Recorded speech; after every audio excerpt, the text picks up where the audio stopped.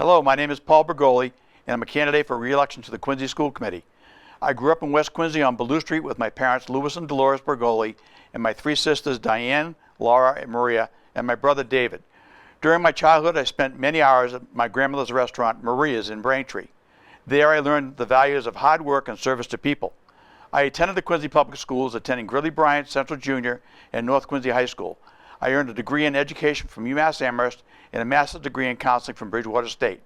At age 16, I began working for the Quincy Recreation Department and continue with them today, conducting clinics in basketball and softball during the summer. That's a total of 55 years working with the children of this city. I have two sons. Christopher is an assistant vice president at State Street. Patrick is a Massachusetts State Trooper. I raised both my boys after their mother Carolyn passed away when they were 6 and 10 years of age. Education and working with children has been my life's work.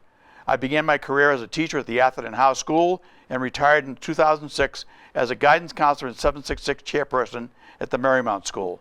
My tenure in Quincy spanned 34 years, during which I also served at Massfields, Squantum, Snug Harbor, Broadmeadows, and Point Webster schools, as well as Quincy and North Quincy high schools.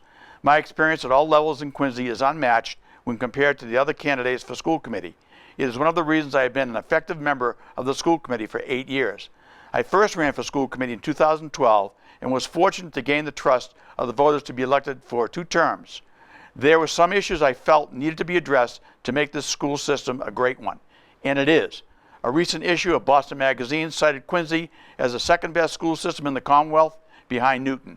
As an incumbent, I am running on my record of the past 8 years. Some of my accomplishments include the following. I brought health educators back to both high schools. I fought to have full-time athletic trainers and full-time athletic directors at both high schools. Following the lead of former school committee member Joanne Bragg, I pushed to have 30 hours of community service completed as a graduation requirement. I encouraged voter registration be brought back to the high schools. I strongly advocated for the hiring of a third attendance officer to deal with the problem of students registered illegally. 2 years ago, over 50 illegally registered students were dismissed from the school system at a savings of over $750,000 to the city.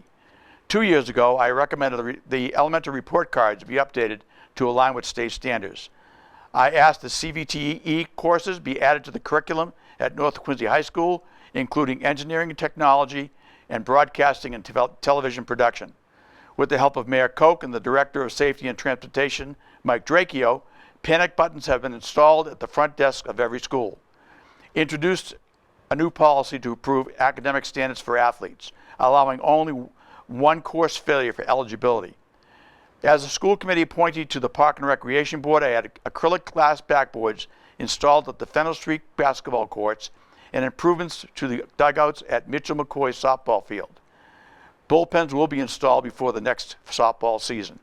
I am also proud to be a co-founder with Bill Flynn and Jim McGuire of the Quincy Youth Soccer over 40 years ago. QIS is providing the youth of Quincy an excellent program as it continues to grow.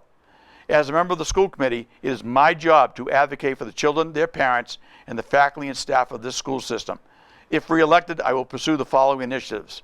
First, encourage the mayor and city council to continue to work together to help fund projects, particularly in the technology area, through the updating of the capital improvement plan.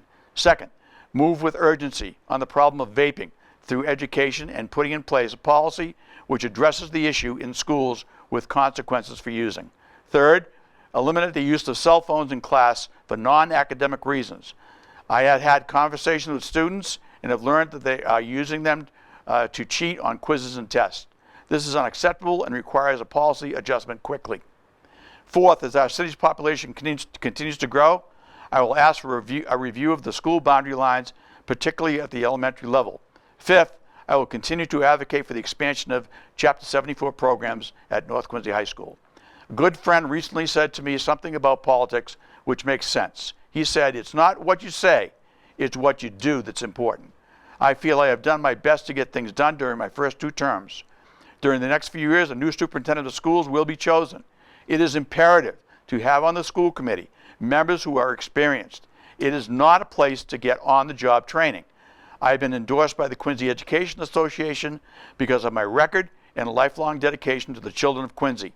I respectfully ask for your vote on November 5th Vote for an experienced educator, the first name on the ballot, Paul Bergoli. Experience matters. Thank you, and God bless.